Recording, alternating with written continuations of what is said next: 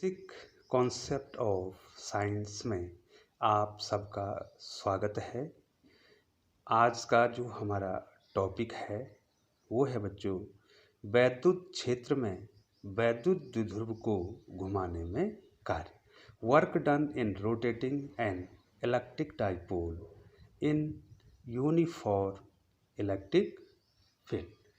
तो बच्चों आइए आज आपको बताते हैं कि वैद्युत द्विध्रुव को किस प्रकार से जो है एक समान वैद्युत क्षेत्र में घुमाया जाता है और उसके द्वारा कितना कार्य होता है। लेकिन बच्चों इससे जानने से पहले बार बार जो है ये शब्द जो है प्रत्येक वीडियो में आ रहा है बच्चों, यूनिफॉर्म इलेक्ट्रिक फील्ड,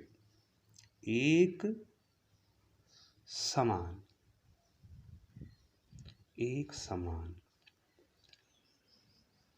वैद्युत क्षेत्र। ठीक है बच्चों, प्रत्येक वीडियो में ये शब्द आ रहा है तो आपको ये बताना बहुत जरूरी है, यूनिफॉर्म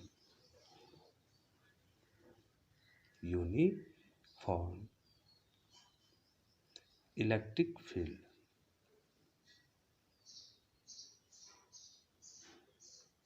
यूनिफॉर्म इलेक्ट्रिक फील्ड। तो बच्चों जैसे इससे स्पष्ट हो जा रहा है, एक समान वैद्युत क्षेत्र का मतलब है कि प्रत्येक बिंदु पर जो है वैद्युत क्षेत्र की तीव्रता एक जैसी होगी। और इस प्रकार के वैद्युत क्षेत्र को दिखाने के लिए हम समांतर रेखाओं का प्रयोग करते हैं। समांतर रेखाओं का प्रयोग करते हैं और इक्विडिस्टेंस अर्थात इनके बीच की दूरी क्या होती है, समान होती है। इसलिए इसको कहा जाता है एक समान वैद्युत क्षेत्र। तो बच्चों समझे बच्चों, आप एक समान वैद्युत क्षेत्र का मतलब हो गया कि प्रत्येक बिंदु पर वैद्युत क्षेत्र की तीव्रता समान होगी। माने ये ए बिंदु है, ये बिंदु है, बी है, तो यहाँ पर भी वैद्युत क्षेत्र की तीव्रता वही होगी जो इस बी बिंदु पर वैद्युत क्षेत्र एक समान, सब जगह एक समान वैद्युत क्षेत्र है। ठीक है बच्चों, तो एक समान वैद्युत क्षेत्र में अब हमने क्या करना है बच्चों, अब हमने एक समान वैद्युत क्षेत्र में द्विध्रुव को घुमाना है। ठीक है बच्चों, तो ये दो तरीके से आपको मैं बताऊंगा। एक तरीका जो है इसका जो है बिना इंटीग्रेशन का है और दूसरा तरीका इंटीग्रेशन के द्वारा करना है, और वो जो है मैं अगली वीडियो में आपको बताऊंगा इंटीग्रेशन से। और इस वीडियो में आपको साधारण सी विधि द्वारा बताया जा रहा है। तो बच्चों सबसे पहले आपको ध्यान देना है कि मान लीजिए बच्चों ये हमारे पास जो है एक समान वैद्युत क्षेत्र है जिसको हम समांतर रेखाओं द्वारा दिखा रहे हैं। और बार बार कहा जा रहा बच्चों कि ये वैद्युत क्षेत्र किसने बनाया है, अब इसने बनाया है। और मैं बार बार जो है वैद्युत क्षेत्र की तीव्रता को पॉइंट आउट नहीं करूंगा। जिन बच्चों ने मेरी पहली वीडियो देखी होगी बच्चों, तो उन वीडियो में बार बार जो मैंने वैद्युत क्षेत्र को पॉइंट आउट किया है, ये वैद्युत क्षेत्र है एक समान वैद्युत क्षेत्र, इसकी तीव्रता बच्चों कितनी है, माना ई है। अब हमने द्विध्रुव को घुमाना है तो हमने द्विध्रुव की दो स्थितियां बतानी बच्चों। मान लीजिए मैं यहाँ पर बताता हूँ, देखो बच्चों ये है, मैंने रखा ना, ये पेन का ढक्कन रखा है, इसको घुमाना है। तो जो पहली स्थिति है, इस स्थिति को दिखाने के लिए हम डॉट डॉट का प्रयोग करेंगे। अब बच्चों अब मैंने इसको घुमा दिया, ये देखो बताओ, तो अब पहली पोजीशन ये है ना, तो इसको हम क्या दिखाएंगे, डॉट डॉट दिखाएंगे। अब ये देखो ये है ना, तो इसको हम डॉट डॉट दिखाएंगे। अब इसको हमने घुमा दिया। तो इसी प्रकार से यहाँ पर हम देखें बच्चों, पहली स्थिति जो द्विध्रुव की थी, वैद्युत द्विध्रुव की जो पहली स्थिति थी बच्चों, ये दिखा दिया मैंने। ठीक है बच्चों, दिखाई दे रहा है आपको, माना ये द्विध्रुव पहली किस स्थिति में था, ए बी में था। अब मान लीजिए बच्चों इसको हमने घुमा दिया। अब आपको इसमें ध्यान देना है, अब मैंने इसको क्या कर दिया बच्चों, घुमा दिया है। ठीक है बच्चों, दिखाई दे रहा है। तो घुमाने के बाद अब इसको आप इसकी इनिशियल पोजीशन दिखा देंगे। अब डॉट डॉट नहीं करेंगे, तो ये पहले था, अब ये बाद में हो गया, ये ए बी, और ये मान लीजिए बच्चों ये हो गया बच्चों सी डी। ठीक है बच्चों, अब आप ध्यान देंगे, ये इसका मध्य बिंदु ओ है। ठीक है बच्चों। अब यहाँ पर हमने देखना है कि डी बिंदु पे उसका कौन सा आवेश है बच्चों, प्लस क्यू, बच्चों दिखाई दे रहा है। और सी बिंदु पर उसका कौन सा आवेश है बच्चों, माइनस क्यू।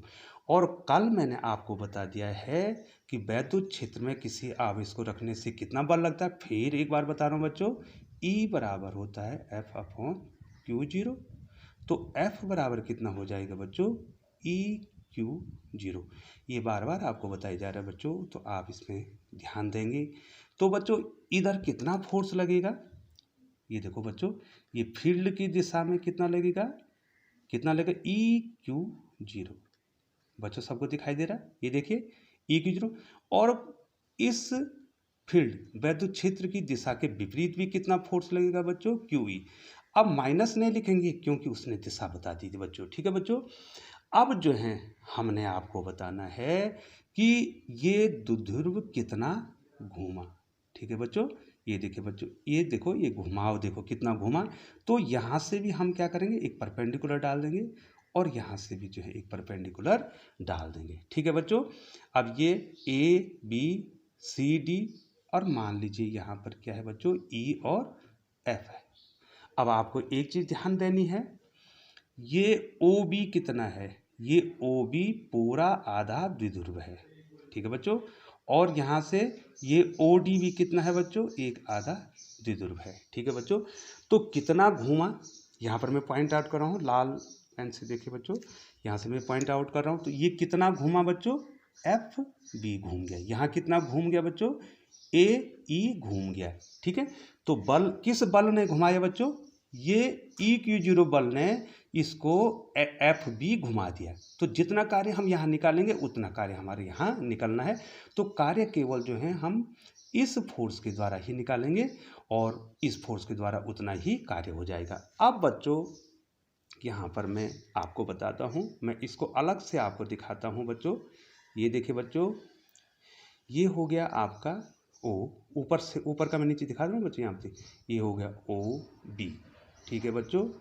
और यहाँ पर कितना है बच्चों, ये है डी, ये है कितना बच्चों, डी। ठीक है बच्चों। यहाँ पर फोर्स कितना है बच्चों, क्यू ई। इसमें हमने परपेंडिकुलर ड्रॉ किया, यहाँ पर लिखा बच्चों हमने एफ। ध्यान दीजिए, तो ओ बी कितना है, आधा द्विध्रुव की लंबाई। ठीक है बच्चों। और ये भी आधा द्विध्रुव की लंबाई है। अब बच्चों हमने इसमें डिस्प्लेसमेंट निकालना है, इस फोर्स द्वारा कितना हो, कितना मुड़ गया ये एफ बी। तो बच्चों हमने एफ बी इसमें ज्ञात करना है। ये देखो एफ बी, तो ये किस में से घट जाएगा बच्चों, ओ बी में से। ओ बी में से कितना घट जाएगा बच्चों, ओ एफ जो है ये घट जाएगा। और एफ बी बराबर ओ बी तो एल के बराबर है, एल माइनस कितना हो जाएगा बच्चों, ओ एफ। अब बच्चों ओ एफ निकालने के लिए, अब देखिए ये द्विध्रुव जो है क्षेत्र के साथ माना थीटा कोण बना रहा है। ये देखो ये थीटा कोण पे है, तो ये एंगल कितना बेटा, थीटा। और हमने क्या निकालना है, ओ एफ निकालना है। तो ये ओ एफ आधार है, तो हम किसका प्रयोग कर देंगे बच्चों, ओ एफ आधार है तो कॉस थीटा का प्रयोग कर देंगे। कॉस थीटा बराबर आधार, आधार दिखाई दे रहा है बच्चों, ये देखो ओ एफ बटे कर्ण, कर्ण कितना है बच्चों, एफ। ठीक है बच्चों। तो हमारा ओ एफ कितना निकल गया बच्चों, देखो ओ एफ कितना निकल गया, L cos of theta, L cos of theta हमारा ये निकल गया बच्चों। ठीक है बच्चों। अब यहाँ पर देखिए बच्चों, यहाँ पर जाइए, ऊपर जाइए, तो एफ बी हमने निकालना है, ओ बी हमें पता तो हो गया था, ओ एफ निकाल दिया बच्चों। तो बच्चों ये देखो ओ एफ, और ये है ओ एफ, इसकी वैल्यू रख देंगे। तो बच्चों एफ बी कितना निकल गया बच्चों हमारा, एल माइनस, ये देखिए L minus L cos theta, L cos of theta.